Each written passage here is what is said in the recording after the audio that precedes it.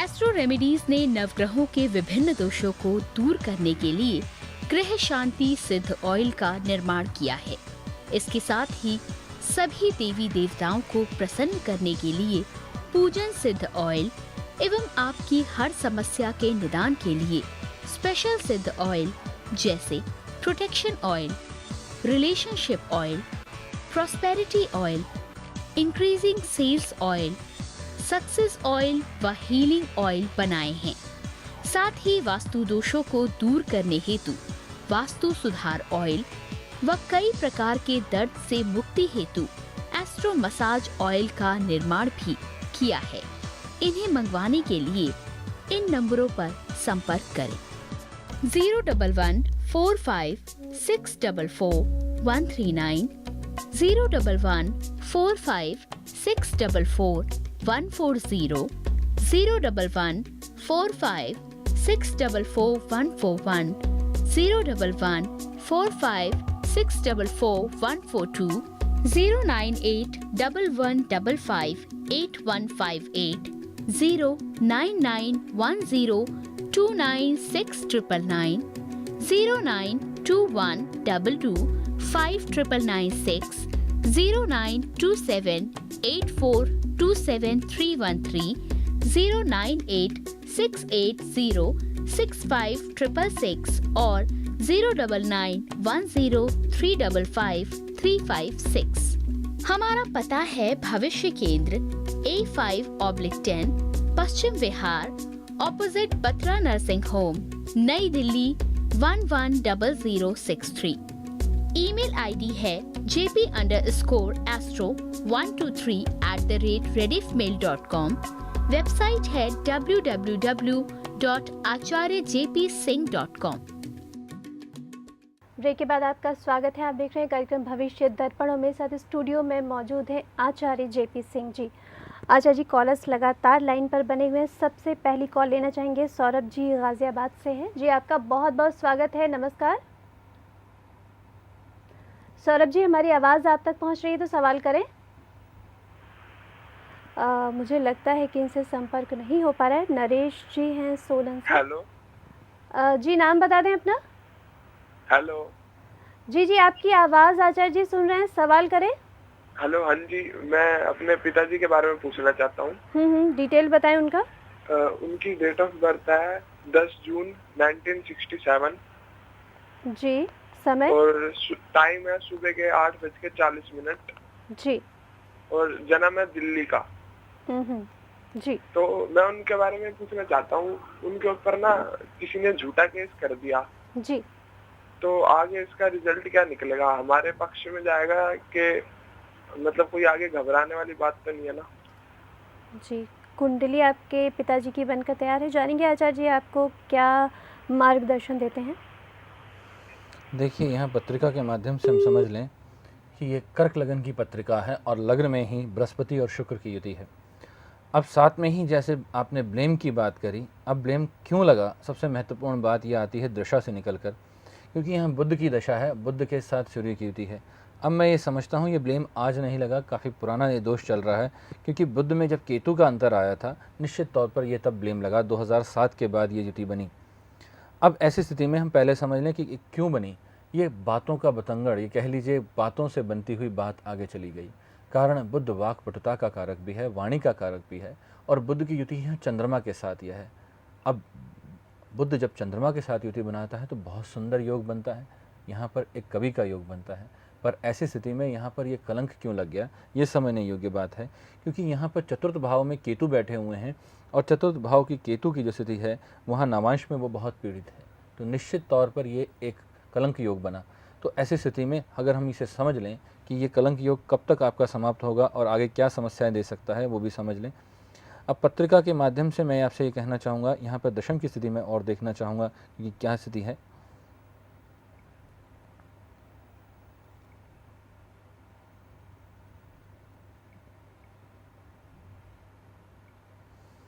देखिए, यहाँ बिल्कुल हमें बात समझ में आ गई कि यहाँ पर ऐसी स्थिति क्यों है। मंगल और राहु की युति भी है नवांश में। अब मंगल और राहु एकादश भाव में है और ये किसी मित्र के द्वारा किया हुआ केस, या कह लीजिए एक मित्र समान व्यक्ति थे और वो आज शत्रु बन गए हैं। ऐसी स्थिति में यहाँ पर आपको करना क्या है, यहाँ पर दो चीज़ें करनी है। एक तो मंगल की शांति करनी है, ऊपर से बुध को बलि करना है। तो बुध को बलि करने के लिए क्या करना है, पन्ने के गणेश जी अपने घर में स्थापित करें और उन पे गणपति एसेंस का स्प्रे करें। ये अगर आप दोनों चीज़ें करते हैं तो निश्चित तौर पर ये केस भी समाप्त हो जाएगा और आगे विघ्न भी नहीं पड़ेगा। दूसरा, मंगल के लिए आपको एक कार्य करना है। मंगल के लिए यहाँ पर छोटा सा एक उपाय है, हनुमान जी के 12 नाम का जप करना है और मंगलवार को यहाँ पर आपको हनुमान जी को एक नारियल देना है और 11 तुलसी पात्र देने हैं साथ में। अगर ये आप कर लेते हैं निरंतर तो निश्चित तौर पर ये मंगल और बुध की जो स्थिति है ये शांत हो जाएगी।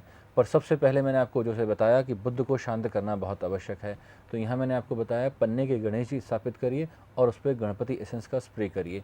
उनके चरणों में या 43 दिन तक लगातार करेंगे तो निश्चित तौर पर आपका ये कोर्ट केस भी समाप्त हो जाएगा और किसी प्रकार की विघ्न बाधा भी नहीं रहेगी। की समस्या का समाधान हो चुका है, आपने इनको मार्गदर्शन दे दिया है। सोनाली जी हैं धनबाद से, जान लेते हैं उनका क्या सवाल है। जी आपका बहुत बहुत स्वागत है, नमस्कार।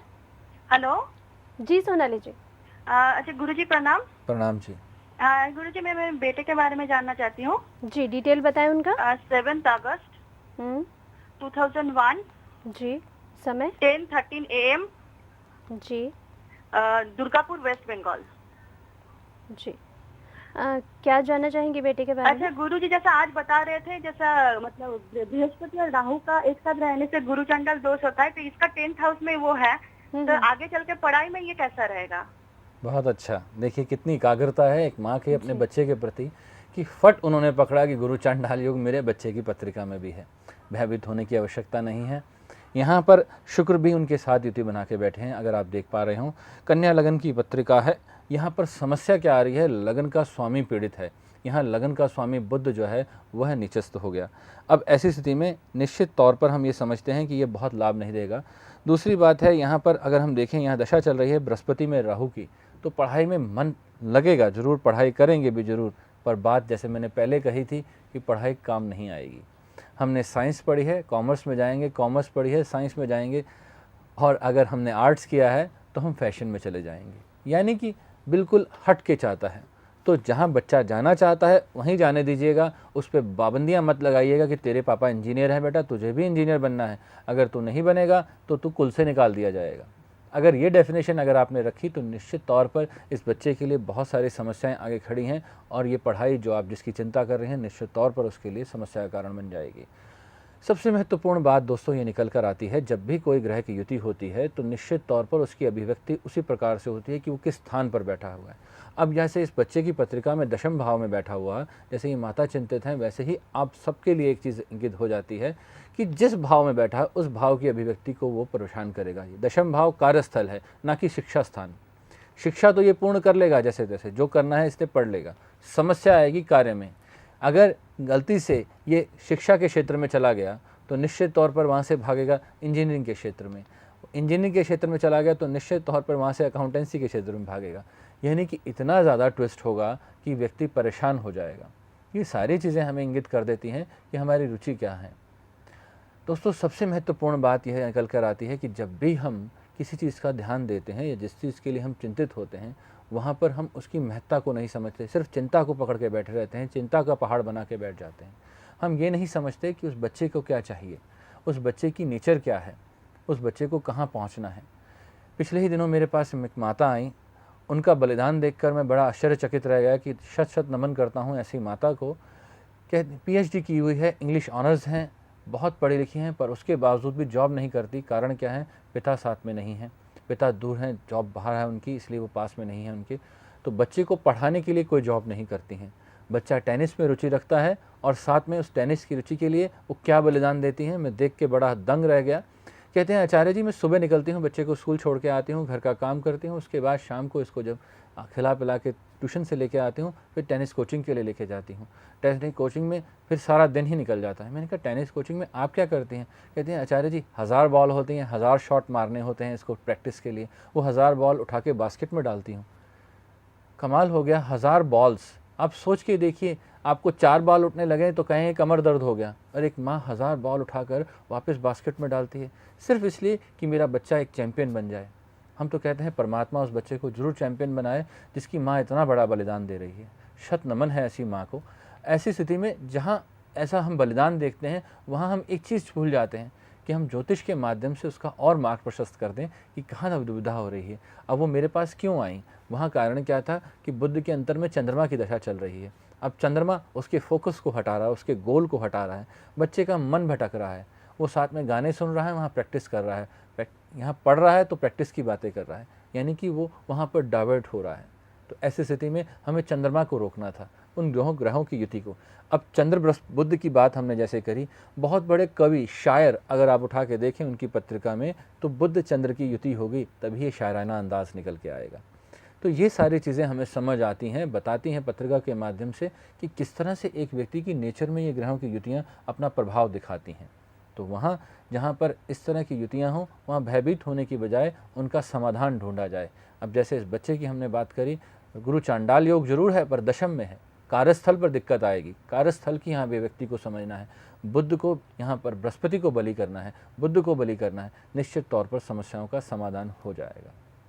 तो दर्शकों, अगर आप भी चाहते हैं कि आपके जीवन से दिशा भ्रम समाप्त हो सके तो आप कुंडली का विवेचन करवा सकते हैं, आचार्य जी से मिल सकते हैं, व्यक्तिगत तौर पर भी आप संपर्क कर सकते हैं। नंबर्स लगातार आपकी टीवी स्क्रीन पर फ्लैश हो रहे हैं। आचार्य जी, हम यहाँ बात कर रहे हैं ग्रहों की युति की, साथ साथ आपने कहा कि कुछ होली एसेंस भी होते हैं जो समस्याओं का समाधान करते हैं। तो मैं उन होली एसेंस के बारे में कुछ विस्तार से जानना चाहूँगी कि किन किन समस्याओं का समाधान उनसे होता है। देखिए, जैसे धन प्राप्ति में आपको कोई समस्या आ रही है तो निश्चित तौर पर माँ लक्ष्मी की आराधना करेंगे। अब माँ लक्ष्मी की आराधना में आप धूप दीप सब जलाते हैं, मंत्र जाप करते हैं। इसी को हमने लघु रूप कर दिया और उसको पूर्ण फल देने लायक बनाया कि हमें माँ लक्ष्मी में प्रसन्न करने के लिए जो भी जड़ी बूटियाँ हैं जिनसे हवन किया जाता है, जो भी समिधा है, उसका एसेंस बना दिया और उस एसेंस को माँ लक्ष्मी के चरणों में जो है आप 5 बार स्प्रे करें। इस तरह करने से माँ लक्ष्मी का पूर्ण आशीर्वाद मिलेगा और वह प्रसन्न होंगी। अब दूसरा आता है गणपति एसेंस। अब गणपति एसेंस किसी भी प्रकार के विघ्न बाधा को दूर करने के लिए, जैसे आप किसी जॉब के इंटरव्यू के लिए जा रहे हैं या आपके विवाह में कोई विलंब हो रहा है तो आप गणपति एसेंस का इस्तेमाल कर सकते हैं। पढ़ाई में कोई समस्या आ रही है तो आप सरस्वती एसेंस का इस्तेमाल कर सकते हैं। तो इस तरह से इन एसेंस को आप पूर्ण रूप से लाभ ले सकते हैं। किसी मनोकामना की पूर्ति करनी है तो कृष्णा एसेंस को मंगाकर आप कृष्णा एसेंस से लाभ ले सकते हैं। तो ये सारे एसेंस इस तरह से आपको लाभ दे सकते हैं। तो दर्शकों, आपने देखा कि आपकी समस्याओं के लिए बहुत सारे विकल्प हैं, सिर्फ आपको ज़रूरत है आचार्य जी से संपर्क करने की। तो संपर्क के लिए नंबर्स लगातार आपकी टीवी स्क्रीन पर फ्लैश हो रहे हैं। फिलहाल आज के लिए बस इतना ही। आचार्य जी, आपसे भी कहना चाहूँगी कि आप स्टूडियो में इतनी अमूल्य जानकारी दी और समस्याओं का समाधान किया, उसके लिए आपका बहुत बहुत धन्यवाद। नमस्कार। एस्ट्रो रेमेडीज ने नवग्रहों के विभिन्न दोषों को दूर करने के लिए ग्रह शांति सिद्ध ऑयल का निर्माण किया है।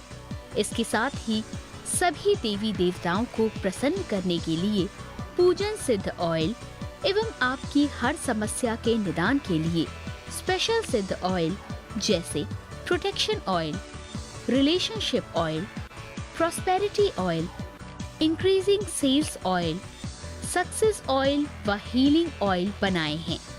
साथ ही वास्तु दोषों को दूर करने हेतु वास्तु सुधार ऑयल व कई प्रकार के दर्द से मुक्ति हेतु एस्ट्रो मसाज ऑयल का निर्माण भी किया है। इन्हें मंगवाने के लिए इन नंबरों पर संपर्क करें। 01145644139, 01145644140, 01145644141, 01145644142, 09811558158, 09910296999, 0921225996, 092784273313, 09868065666 और 09910355356। हमारा पता है भविष्य केंद्र A5/10 Paschim Vihar opposite Batra nursing home, नई दिल्ली 110063। ईमेल आईडी है jp_astro123@rediffmail.com। वेबसाइट है www.acharyjpsingh.com।